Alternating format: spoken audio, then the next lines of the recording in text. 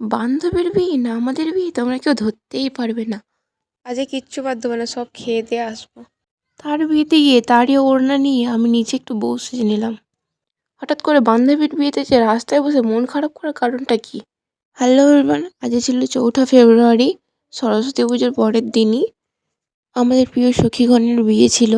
সে কারণে সকাল সকাল ঘুম থেকে উঠে চলে গেছিলাম ঘাটাল গিফট হাউসে। বান্ধবীকে কাঁচের বাটি গিফট করবো বলে সেখানে কাঁচের বাটি দেখছিলাম। এই গিফট হাউসটায় তোমরা সব রকম জিনিস পেয়ে যাবে, বাচ্চাদের শুরু করে বড়দের, অন্নপ্রাশন ঘর থেকে বিয়ে ঘর সব রকম গিফট এখানে পেয়ে যাবে। প্রাইসগুলো ছিল খুবই সামান্য। দোকানটির নাম হলো কালিকা গিফট হাউস। বান্ধবীর জন্য আমাদের কাঁচের বাটি প্যাকিং হয়ে গিয়েছে। আরে না না, কাঁচের বাটি কি প্যাকিং করে দেবো? এত বড় গিফট দেখে কি মনে হচ্ছে এটা কাঁচের বাটি হতে পারে? প্রিয় বান্ধবী ললিতা বলে কথা, কাঁচের বাটি দিলে আবার হয় নাকি? যেহেতু দুজন মিলে গিয়েছিলাম সেখানে দুজন মিলে ভালো কিছু দেওয়ার চেষ্টা করেছি। সাইডের এই ওয়াল ফ্রেমগুলো আমাকে দারুণ লেগেছে। কাকুটা তো বলছিল খুলে খুলে দেখো, কোনো প্রবলেম নেই। সে নিজেই বলে বলে দিচ্ছিল এখানের ফ্রেমগুলো দেখো। কাকুটির ব্যবহার খুবই ভালো। কাকু এগুলো সব প্রাইস বলে বলে দিচ্ছিল, বেশ দারুণ লাগছিল সব জিনিসগুলো। গিফটটা প্যাকিং হয়ে যাওয়ার পরে কাকু একটা বড় ব্যাগ আমার দিয়ে ধরিয়ে দিল। বান্ধবীর বাড়ি আর আমাদের বাড়ি যেহেতু খুব একটা দূরে নয়, সেখানে বাড়ির লোকেরাও রাজি হয়ে গেল মেয়ের দিকে একা একা ছাড়ার জন্য। তারপর সন্ধ্যা থেকে ভিডিওটা আবার কন্টিনিউ করলাম। বাড়ি থেকে যেহেতু তাড়াতাড়ি বাড়ি আসতে বলেছে, সে কারণে আমরা তাড়াতাড়ি সন্ধ্যেবেলা বেরিয়ে চলে গেছিলাম। মনে ছিল না ঘাটাল থেকে আসার সময় ফুল আনতে, সেখানে ওখানে একটা দাদাকে বলেছিলাম আনতে, সে ঘাটাল গিয়েছিল, এনে দিয়েছিল। বিয়ে বাড়ি বলে কথা, মাথায় ফুল আরে না দিলে হয়? মাথায় ফুল দিয়ে আবার আমার ঢং দেখো। আজকে আমাকে একটু কেমন লাগছে একটু কমেন্ট করে বলো। তাড়াহুড়ো করে বাড়ি থেকে বেরিয়ে আসছি। ওখানে গিয়ে দেখি আমাদের কোনো সখীগণই এখনো আসেনি, আমরাই প্রথম আসছি। গিয়ে দেখি ম্যাডামের মুখে এখনো প্লাস্টার এসব করা চালু হচ্ছে, এখনো রেডি হয়নি। এই এত সব প্রোডাক্ট আর ফেসতে অ্যাপ্লাই করা হবে। এখন নিশ্চয়ই আমার বান্ধবী মনে মনে ভাবছে যে আমার বিয়েটাও কবে হবে, আমরা কবে এরকমভাবে সাজবো। ও ততক্ষণকে রেডি হোক, তার আগে আমি ওর ওড়নাটা নিয়ে একটু ঢং করে নিলাম যে না আমারই বিয়ে লেগেছে অন্যই। তারপর সোজা চলে গেছিলাম আমাদের জামাইবাজে, যেখানে বসবে, যেখানে বর আসন হয়েছে। এই সময় ফাঁকায় ফাঁকায় গিয়ে সব ভিডিও ছবি সব তুলে নিতে হবে, কারণ একটু পরে ভিড় হয়ে যাবে। এই সময় ফাঁকায় ফাঁকায় কিছু রিলস, কিছু ছবি তুলে নিয়ে চলে আসছিলাম। আমাদের জন্য কটা কাকিমারে ওয়েট করছিল আমাদের কখন ছবি তোলা হবে। আমরা নেমে যাওয়ার পরে তারা সব ছবি টবি তুলছিল। এই এতক্ষণ পরে আর এক মহারানী এসে হাজির। আমরা কতক্ষণ আগে এসেছি, কত দূরে বাড়ি আমাদের, এই সামনে বাড়ি থেকে এই আসছে। এবারে দেখো কেমন ভিড়টা হচ্ছে। তখন আমরা ফাঁকা ফাঁকায় ছবি তুলে নিয়েছি, খুব ভালো করেছিলাম। তারপরে চলে গেছিলাম ফুচকার কাউন্টারে, কটা কাকিমারে ফুচকা খাচ্ছিল। প্রায় 10 মিনিট পরে আমি আর আমার বান্ধবী প্লেস পেলাম। কিছুক্ষণ পর আমি আর আমার বান্ধবী প্লেস পেলাম।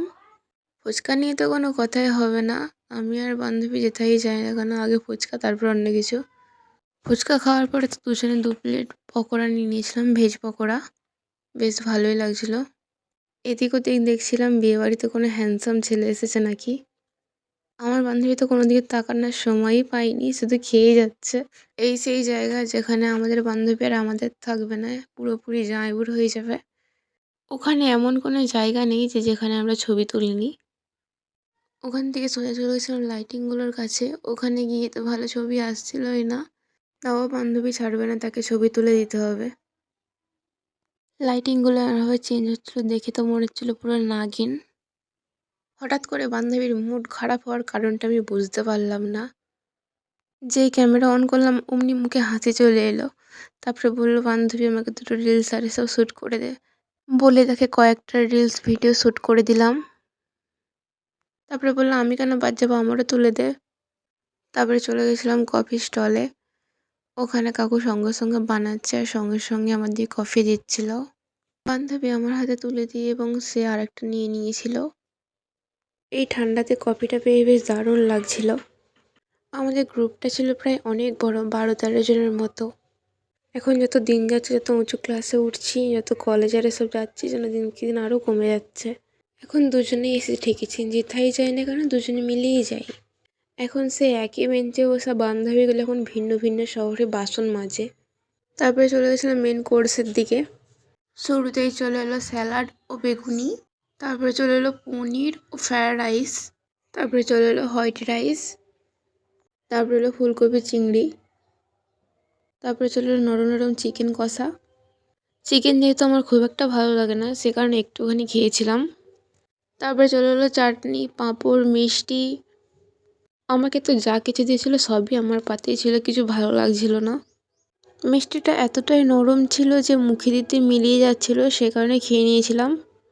তারপরে চলে আসছিলো ডাব্বা আইসক্রিম না দই, আমি বুঝতে পারছিলাম না, একই রকমই টেস্ট লাগছিল। আইসক্রিমটা আস্তে আস্তে খাচ্ছে দেখে বান্ধবীতে রেগে ফায়ার। প্রতিটা গ্রুপে এমন একটা বান্ধবী থাকবেই, তার আইসক্রিম খাওয়া শেষ হয়ে গেছে, আমি এখনও খেতে পারিনি। খাওয়া দাওয়ার পর্ব শেষ হওয়ার পরে আমরা চলে গেছিলাম আবার ওপরে। এখানে আজকে আমাদের কোণে ওয়েট করবে তার বরের জন্যে, মানে আমাদের জিজুর জন্যে। সখী বসার আগে আমরা বসে ছবি টবি তুলে নিয়েছিলাম। এই সেই চেয়ার যেখানে সব বসে নিজেকে সুন্দরী ভাবে। রাত 10টা বাজছে, ম্যাডাম এই রেডি হয়ে বেরিয়ে আসছে। তারপরে ম্যাডামের ছবি তোলার পর্ব শুরু হলো। আমার বিয়ের সময় যদি না ছবি ভালো হয় আমি আবার ঘুরে বিয়ে করব। তারপর ওকে গিফট টিপ দিয়ে বেরিয়ে এসে দেখি ম্যাডাম এগিয়ে রাস্তায়তে মুড অফ করে বসে আছে। ওর টেনশনের কারণ হলো রাত হয়ে গেছে একেই, তারপরে বাড়ি যেতে হবে, বাড়িতে যদি কেউ কিছু বলে। সেই সন্ধ্যায় বেরিয়ে গিয়েছিলাম, এখন রাত 11টা বেজে গেছে। ওকে বাড়ির সামনে ছেড়ে দিয়ে এলাম। ভিডিওটা ভালো লাগলে লাইক করে দিও। Tata guys.